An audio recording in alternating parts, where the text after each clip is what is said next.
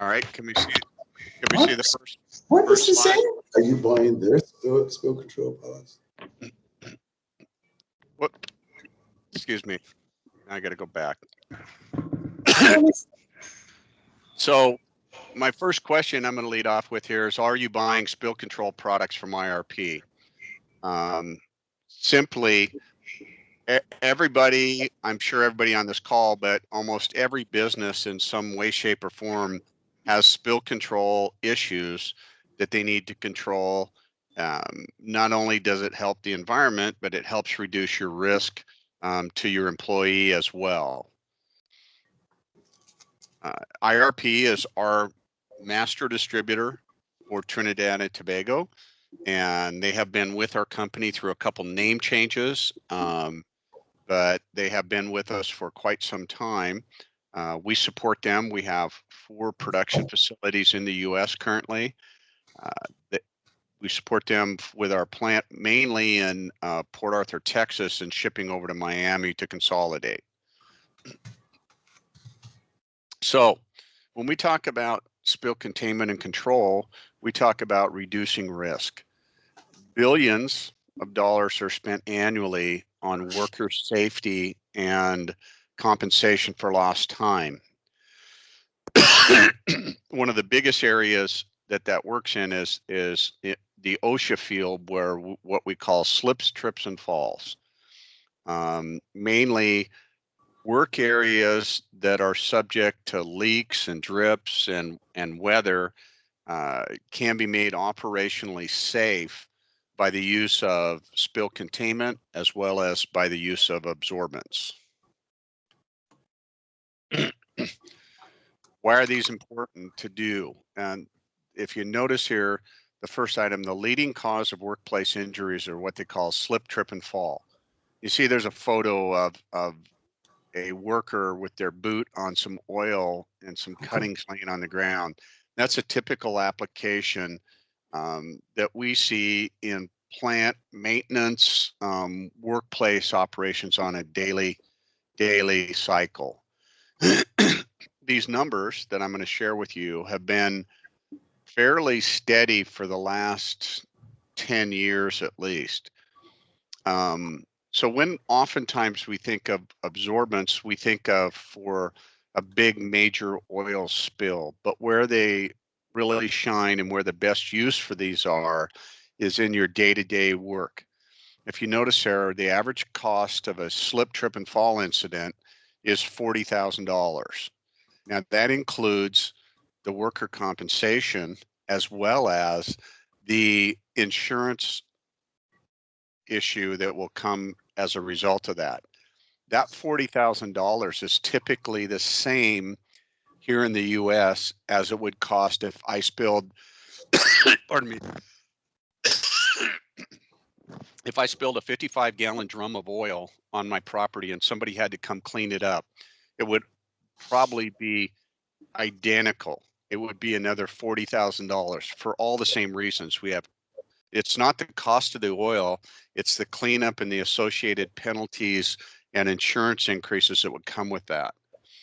The other thing when we talk about slip, trip, and fall, as it says on the slide here, nearly 70% of them occur on a flat work surface. And so clean, dry workplace floors are important to OSHA and the OSHA type review. Just as a quick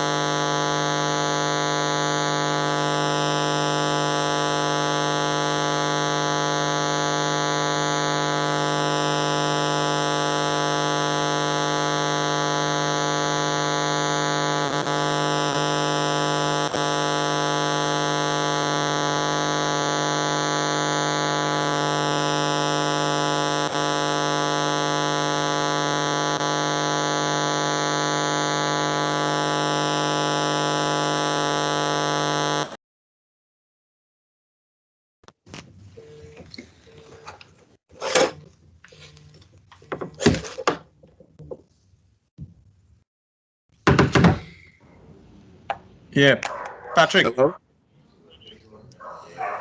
Hello? Yeah, Patrick. We had a lot of interference there for the last. Oof. Did you Two, lose my 3 sound? minutes. Yeah. No, Hello? it's more than just a loss of sound. It's like an interfering noise coming across the entire thing. We aren't hearing anything from you at all. Okay. Why Can don't hear I now. just, can you hear now? Do you want me to just do it on the phone? It's cleared up now. Yes. Okay, hang on. Let me turn my sound off.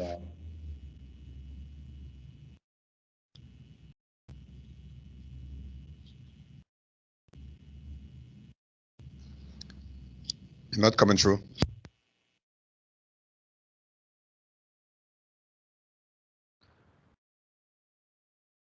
Hello?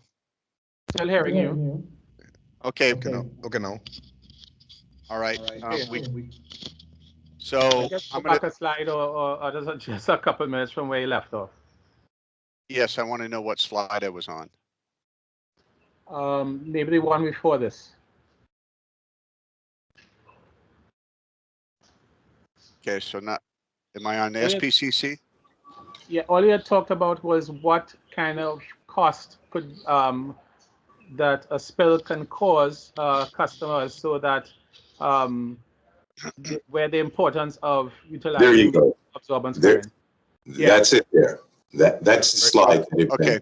Right to the point of Okay. it costs about Can you hear- $40,000 to do a cleanup. Correct. Okay, can you hear me okay? Yes. Okay. Yes, yes, we can I hear you. know it, I know it is helpful if the other people just listening have their phone on mute or their computer on mute. Anyway, it would stop any reverberation. Anyway, the average cost of a slip and fall incident is $40,000. That is the average cost of a hazardous material. This in what it relates to. So hazardous material, whether it's oil or whether it's some other chemical. As what I had said earlier was, most of these incidents occur on a flat surface. So OSHA is always looking for a clean, dry workplace floor.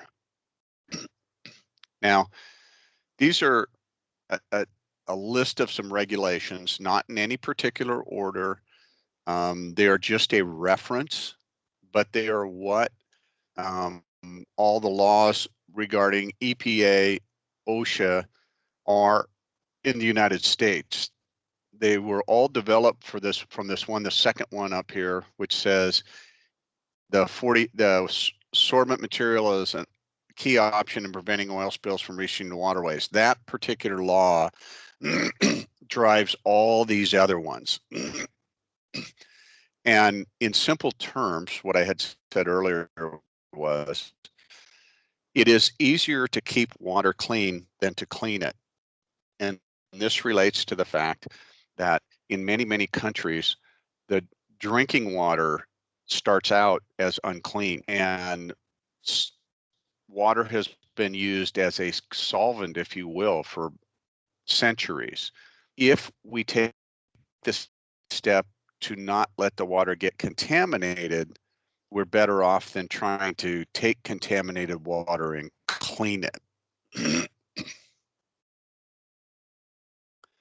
Now, I'm going to take a minute and talk about spill prevention, control, and countermeasure. This is a specific piece of the regulations on the next page. What SPCC plan is the same thing as spill prevention, control, and countermeasure. What it really says, there's three key. It says, what will a company do to prevent oil spills? What will they do if they have a spill? And then how are they going to handle the cleanup? So it covers those three key areas. So, pardon me again. What it speaks to is the need to be prepared rather than so that they can be proactive. And if they have something happen, they know what they're going to do to react.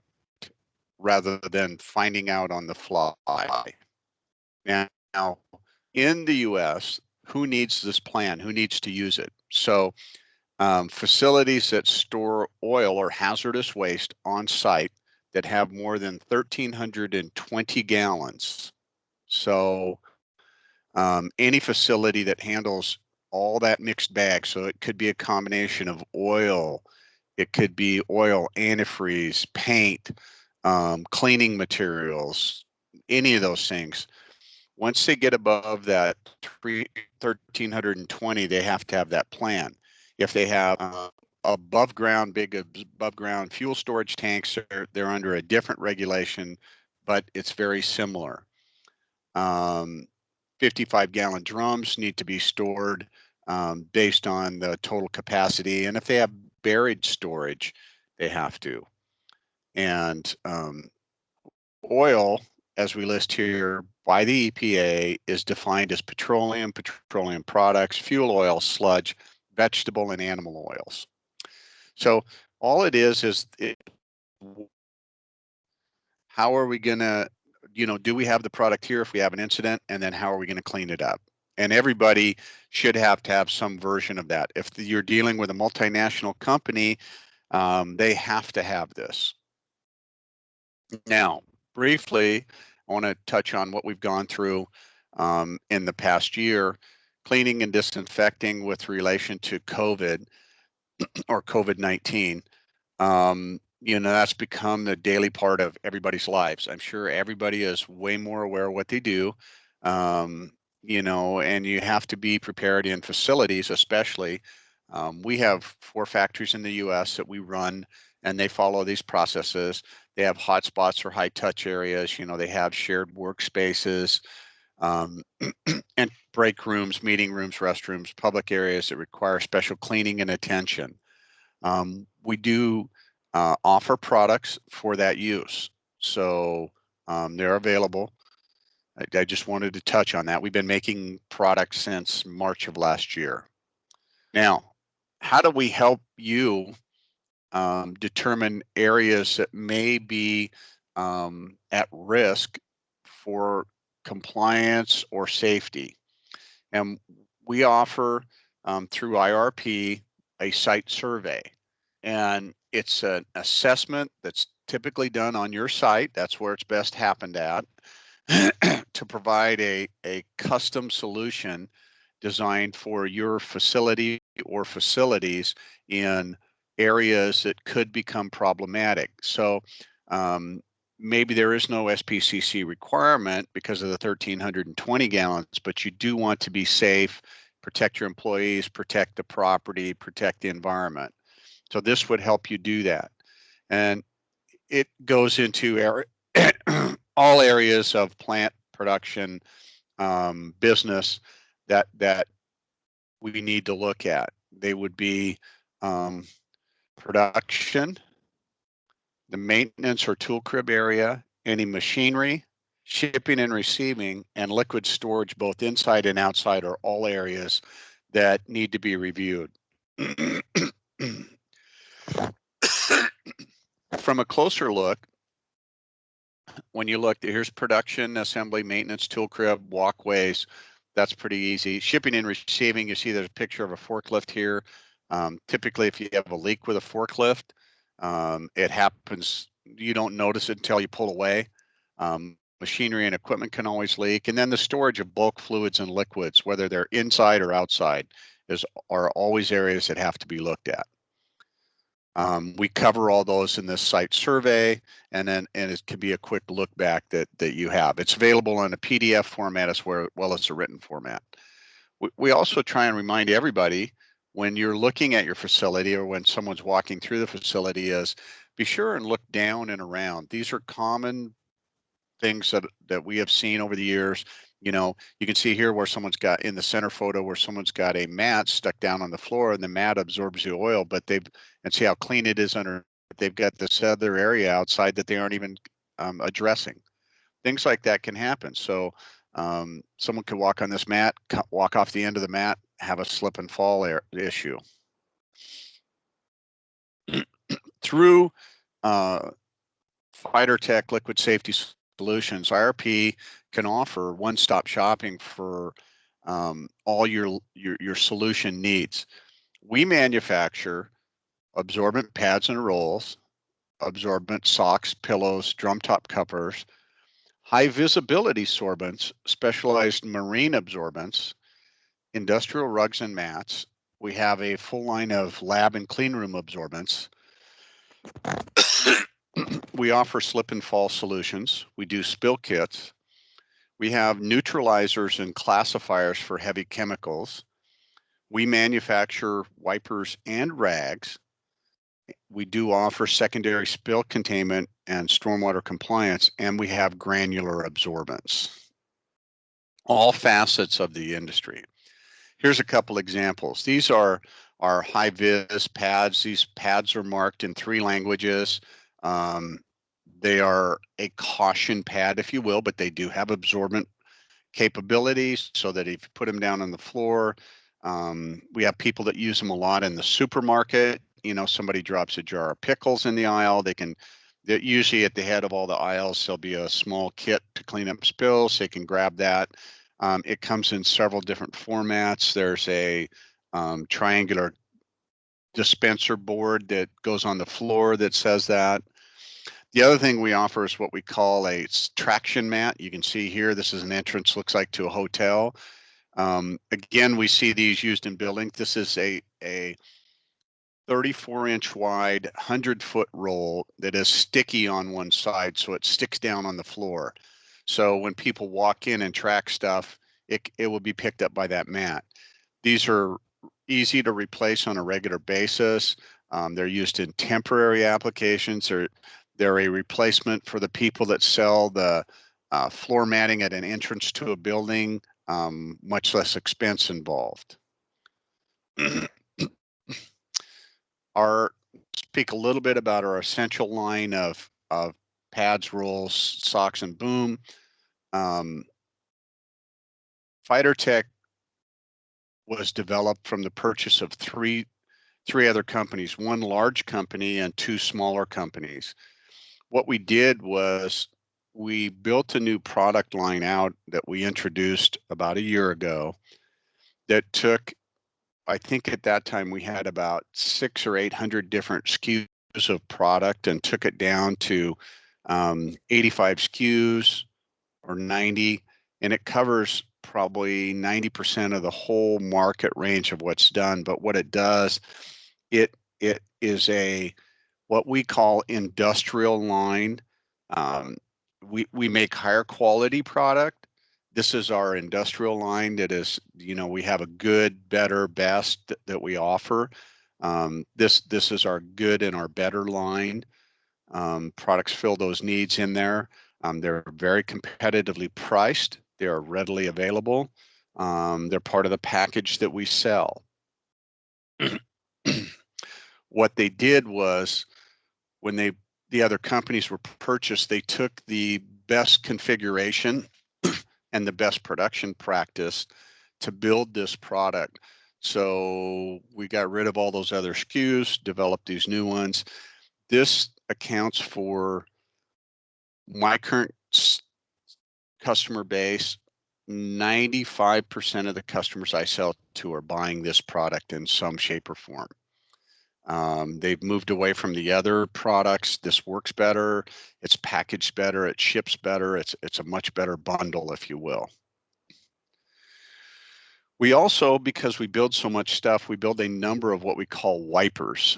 This GT series of wipers it took the top 7 Kimberly-Clark Wipe All product and offered a competing equal to them. There is 2 boxed products and 5 roll products. They are performance, hands down, excellent. They meet the quality that you would see in that everyday wiper. They are very strong. We have been building wipers for many years. We will continue to build them. They are a place. They compete with other products. They sit in between rags and absorbents. based on, and typically where they're used is where people are looking for a low lint product. As I said, we do rags, and we are a manufacturer of rags. We manufacture a large number of rags, but rag manufacturing is typically what you would call reprocessing. So these rags come out of the used clothing market. They're reclaimed. What we do with them is, for example, the box you see with the colors in it, that's colored t-shirt. That's a box. We offer also bales. The colored t-shirt is, first, everything is washed. Then it is cut down to size. We remove collars, we remove pockets, remove seams. So you don't get any of those in the rag piece. It is rewashed, and then everything we sell in the rag line is also metal checked. Metal can be, because of the cutting, can be a horrendous problem. We only sell grade A product. I move a large volume of this product. It's available at all my facilities. When I say a large volume, we move upwards of 50 containers per month in just the colored t-shirt size. That doesn't include the terry towels. We also offer new towels in the bar towels and that kind of industry. So we have a very broad selection of what we call wipers and rags. Then in high demand because of the COVID-19, because we can make product and we make wipers, when the COVID hit, we saw a great uptick in wipers and rags being used, just dry rags and dry wipes that we were providing to people. Of course, with that came the need for a disinfecting kit. So we produced an air-laid wiper in a bucket you see over here on the side that has an insecticide that is EPA approved for Enlist, which is the COVID rated product. And we have sold many, many buckets, many, many truckloads. We make both a bucket and a refill kit. I think COVID to some degree is going to be with us for a while. We also do alcohol-based wet wipes. Those are available. They're stocked in multiple warehouses. There is no MOQ. For those that you don't know, is MOQ, minimum order quantity. When we originally started offering this bucket product, the minimum order was 1 truckload. That was because we just didn't have the supply to keep up. It was virtually hand to mouth, as you can understand. It is unbranded so that it can come to you that way, but the full details are available from us on our website, wherever you need them.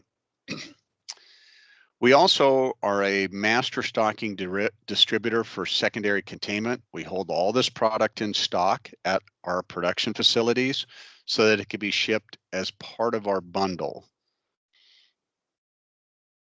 Now, we're here to help, so that means IRP is here to help with our backing. They're the only distributor we support in the region. So how does this help? Well, we manufacture all our own products in the melt blown field. So when I say melt blown or non-woven, we do all our own sorbents. We do all our own wipers. Those are all built by us. We have 6 operation centers, or plants, if you will, in the US. 4 of them are devoted completely to sorbent manufacture. Then we have one that is wipers, and then we have one that is the rag facility. So our competition, other people you deal with, only usually have one facility. We distribute globally. We also have a production facility in the UK. It produces product only for the UK, but myself personally, as I shared this morning with Brent and Roger, I have customers all over Latin America, all down through Central America that we distribute to and sell to on a regular basis. I also deal with a number of large customers up in Canada, and I deal with some large operations in Australia and New Zealand. We have the European continent that we distribute to from both the Asian side through Singapore and up that direction. Japan, we don't sell into China. And then we distribute over to the UK, or not the UK, but the EU mainland as well, through France, Italy, Germany, Sweden, almost all the countries we're available in. So how does this really help you? Well, with this approach that we offer to IRP, you can bundle your orders, meaning when they order from us, when you order from them, they can combine multiple items and reduce the cost and bringing it in to you for your use. We have quality control that we utilize through the entire manufacturing process, like I mentioned with the rags, for example, with the washing and the metal detect. Many of our competitors don't, they may wash once. Like I said, we wash twice. Many of them do not metal detect. That's something that many people do not do. As far as the sorbents are all tested to meet ASTM specifications. Everything is regularly tested in the production process through our facilities. We have full testing facilities at every production facility. And then finally, anything that you need, you can get again from IRP. They could direct you to our website and you can pull up individual data. Again, I want to stress that we only sell through distribution.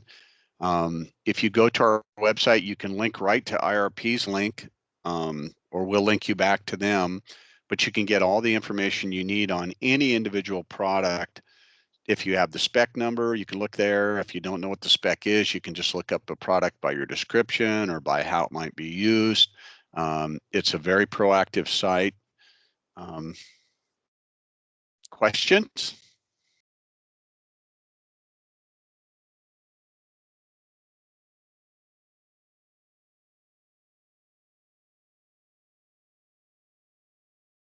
Hello? Hi, Patrick. This is Roger here. I know that you talked about the absorbents, the melt-blown type absorbents, which is currently what we stock. I wanted to ask you, what was the difference between melt-blown absorbents and the cold form absorbents? Cold form was a product that was made in the old ESP plant. It was made by, it's what I guess a better word for it would be regeneration. There's no heat involved. They take absorbent material that's already been produced through the melt blown process, and it is basically torn apart and put back together. That product, in its format, there is the technical name for it is air laid, meaning air laid product takes various different materials produced, and for example, we buy scrap from other industries.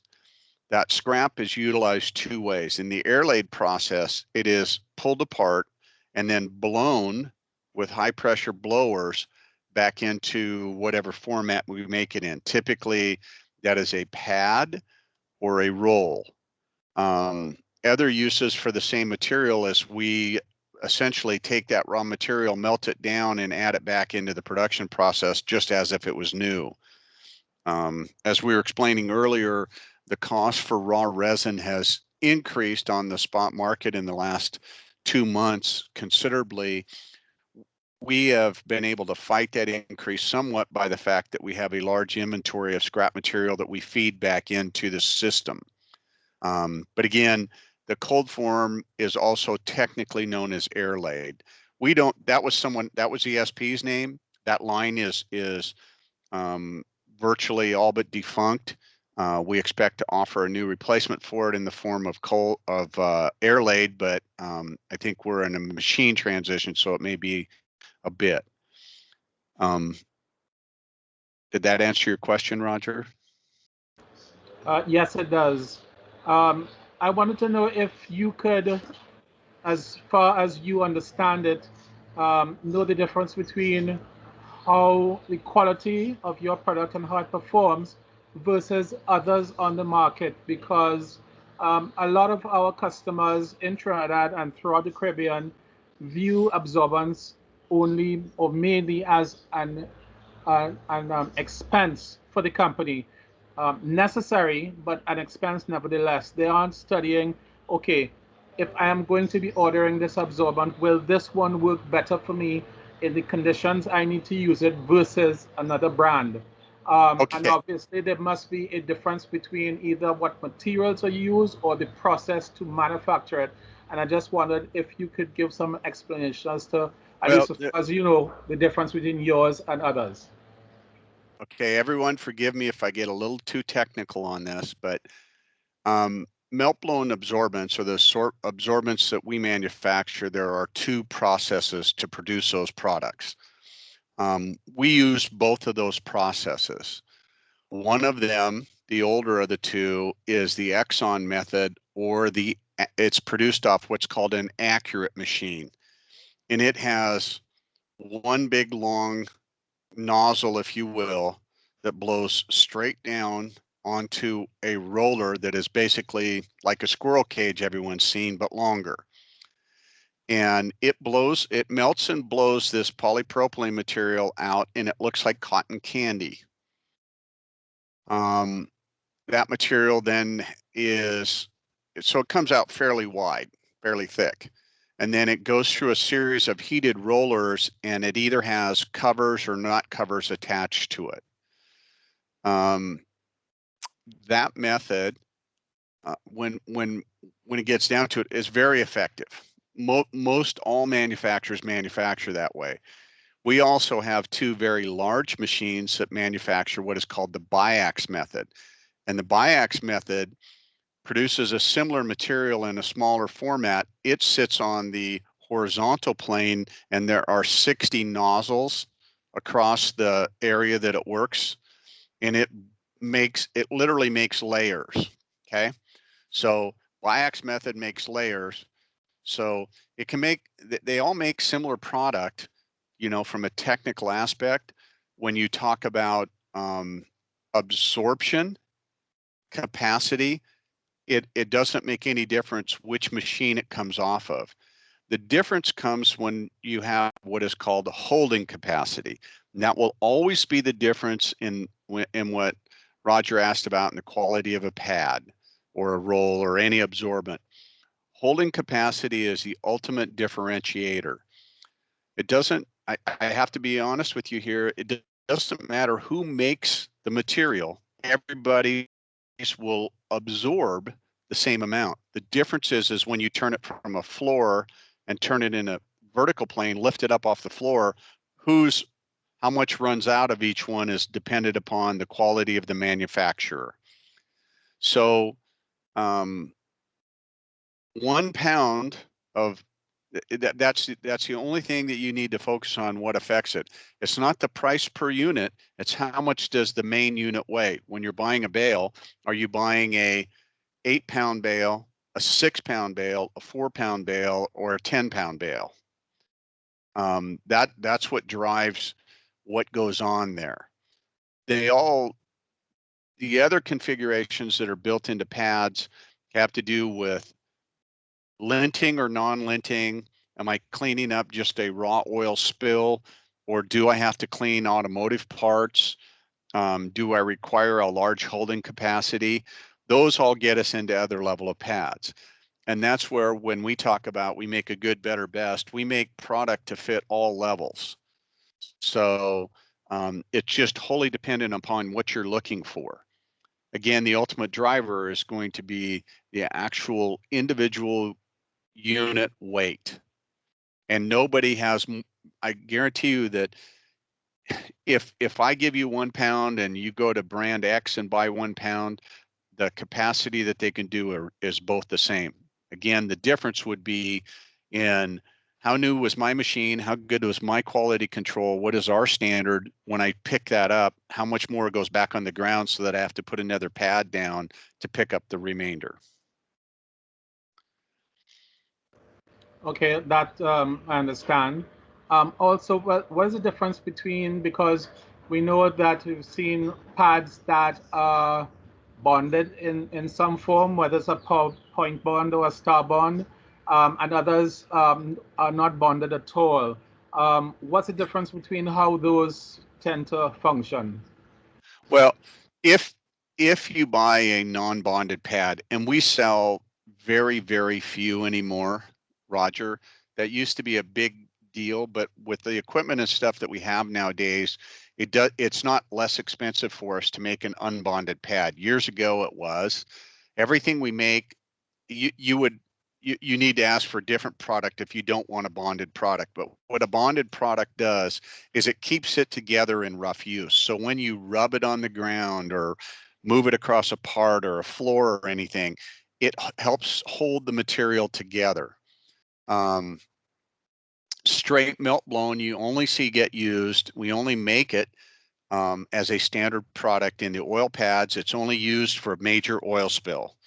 So if somebody has a major oil spill, then we probably build them, but it doesn't speed up our process any. I personally do not have any customers that buy a non-bonded product. So everything we buy or we sell is bonded to some degree. It may have various covers that may be multi-layered, and everything is perforated so that you can tear it apart. So you can take a standard size pad and tear it in half easily. Understood. And one question that I've been asked many times by customers is, what's the advantage? Because I know that even though you have it as well too, a lot of people still use old rags. A lot of times it's nothing that's in the level of preparation that you guys do it. It's where just old clothing has been collected. Maybe it goes through one wash. And sometimes it's a very general wash, because sometimes that industry is maybe a local person who is doing it, as opposed to an official company passing it through a proper system. It contains usually lots of different types of materials. But how does something like that differ? Let's say, for instance, when you've absorbed an oily liquid, or whether it be, if it's maybe more like gasoline or diesel rather than just an oil spill, how does that perform, let's say, if there is a fire, for instance, in terms of the way it's going to light up? Is there any additional protection that you get from utilizing the absorbent materials versus the other basic types of cloth? Well, when you look at flammability, which is what your basic question is, all oil absorbents and all sorbents have to pass a flammability test, meaning that they don't ignite. The only way that you're going to get, even though they may contain some aromatics, if you will, the only way that typically pads can sustain a fire would be if you hold a sustained flame to them. So they won't keep burning on their own. There is a scenario where if you're picking up some of the very light aromatics like naphtha or acetone or something like that, if you light it on fire, the vapors will burn, but the product will not. So everything we make has to be treated in that form. It doesn't matter if it's a sock, a pillow, a pad, a roll. Its standard requirement is flammability characteristics. That starts with the raw material that you make and how you blend your product in the manufacturing process. There are a number of people that produce product that does not meet that specification. They pop up from time to time. Maybe they bought some bad scrap material that they ran through the machine. Maybe they just didn't want to test it, whatever. Everything we build is designed in the fashion I've described. Again, the product that it absorbs may have characteristic, and like I said, that is only the vapor that ignites. It is not the raw material. Okay, that's important, because in the Caribbean in particular, sometimes if there is a spill and our customers lay down the absorbents to affect the cleanup, sometimes it's left in place for longer than normal because I guess maybe they've gone on to something else, and they want to make sure that it absorbs everything. And of course, if it's outside and there's a lot of sunlight and there's any kind of strong reflection, maybe to a point, um, a magnifying point, they want to make sure that it's not going to cause any ignition of the No, material that now has the absorbance. no, no, The no. fluid in it. Our product would not self-ignite or ignite from, like I say, from direct sunlight or even directed sunlight, magnified sunlight. No, it wouldn't ignite. Um, the issue though that is a bigger problem when you're talking about leaving it out before they pick it up is there is UV degradation that that occurs with all polypropylene, and if you expose a pad to sunlight, doesn't matter what kind of pad, there the UV will attack the fibers and degrade those fibers and literally make them come apart. So if they leave a pad out at a spill, specifically, typically this, you asked me about the bonded, unbonded. If you left an unbonded pad out, literally you probably only have a couple weeks before it starts to degrade. It won't ignite like you've asked, which I understand is a concern. But again, our product's used all over the world, and that's not an issue from that respect. But what will happen will be that sunlight will degrade the product and the product will start to come apart, if you will. And the lower quality of the product, the quicker that happens. Okay, well, that's important to understand. And at least one final question from me. I don't know if I'll open the floor to others as well too, but utilizing the materials is one part of it. But when you've now done the job, you've effected the cleanup, you now have a product that has the oily waste in it. What is the general recommendation in terms of proper environmentally friendly disposal of these absorbents? Well, there's typically two major ways to dispose of utilized sorbent. One is there are people that wring them out. That is very, very low volume because you're limited on maybe survivability of the product after that, but you could literally squeeze the product out of it. And because it's mixed product, you often don't know what it is. So let's discount that one. The two major ways are landfill disposal and incineration. And I doubt that you guys have any major incineration facilities close to you. So I would imagine it's probably landfill that is done down there. In the US, there are some places that when they take them, they do incinerate the product. It's very high heat, we're talking couple thousand degrees, so it incinerates completely and is low ash, if you will. But it's always going to, almost 90% of the cleanup business that I've been involved with is incineration. Because of the temperatures you have down there, there is also a very small possibility that they might have biological remediation.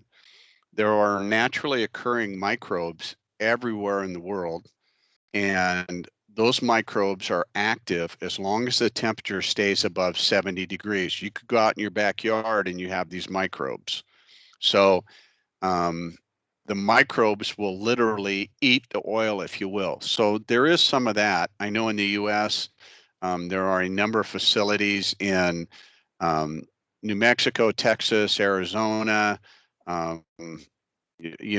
Mississippi, Louisiana, the southern US states that operate what they call biological remediation facilities. And they literally drop the pads in there.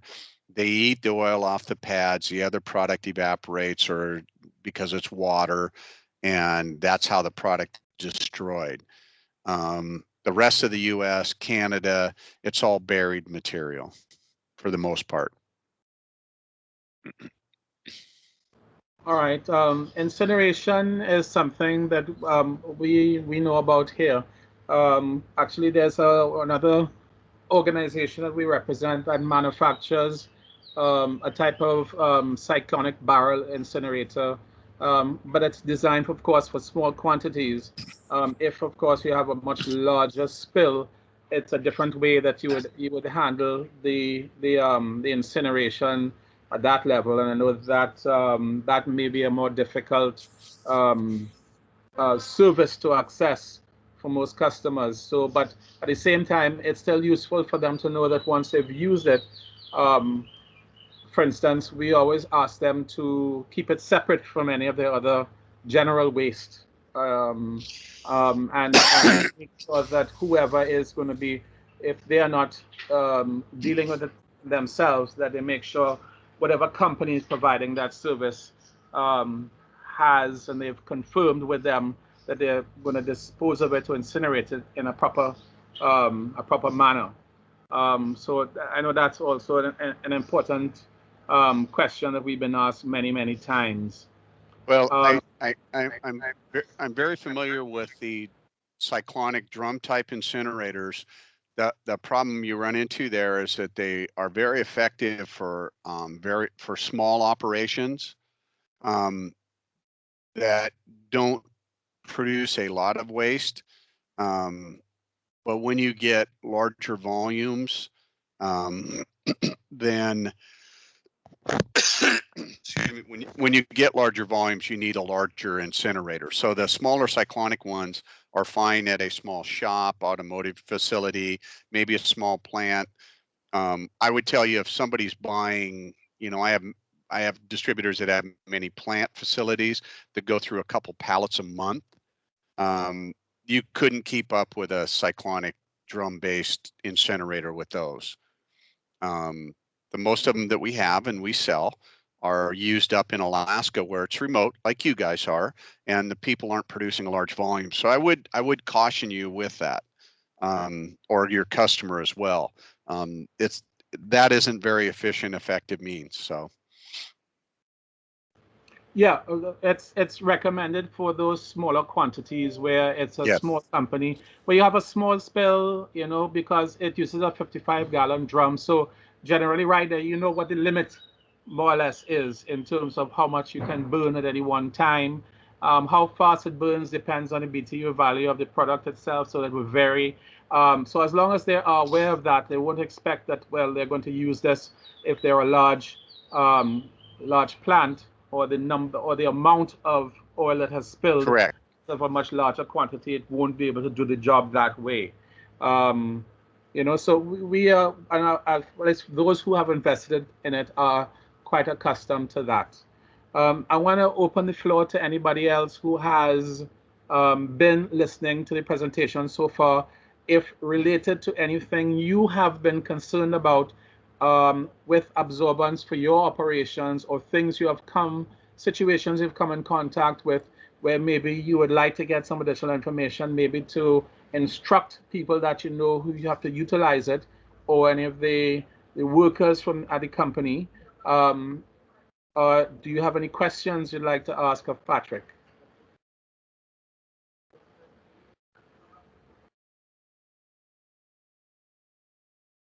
All right. Well, I guess that if there are no questions at the moment, if one pops into your head, you can feel free to always be in contact with either myself or Brent, and ask the questions of us via email, or you can WhatsApp us, or give us a call. And with our knowledge, we'll be more than happy to give you an answer. If we are not sure, we know we have Patrick as a backup, and we'll make sure that you get that information returned to you in as quickly a manner as possible, so that